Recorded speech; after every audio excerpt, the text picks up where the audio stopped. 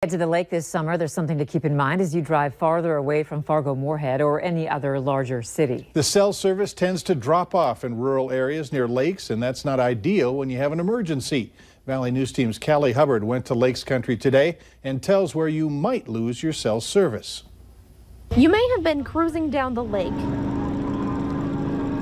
and had a startling sight at the top of your phone. It depends on the lake, but the farther north I get and the more away from the shoreline, I pretty much have dodgy service. That's the sight of no bars or cell service. That would be really terrible.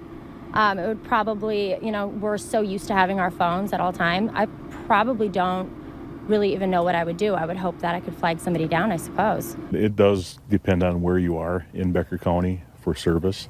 The sheriff tells me that there are problems with phone service in the Becker County region, but you're going to find that more northeast where the lakes are. So right here we are located in the Detroit Lakes area, but it's more so up here where you're going to have problems with that cell phone service. We took a trip to Hawley today to meet up with Minnesota State Senator Ken Eakin. He says phone service is more of a statewide issue. There's still, a number of underserved or unserved areas in the state that need to be hooked up to high-speed internet. The purple on the map represents the underserved regions. In the red, well, that area isn't served at all, which is why service can affect you when you're out on the lake. But some people, like Sharon Stake, I don't have a cell phone. Don't need that cellular device. I live 9 miles out in the country and I like the peace and quiet.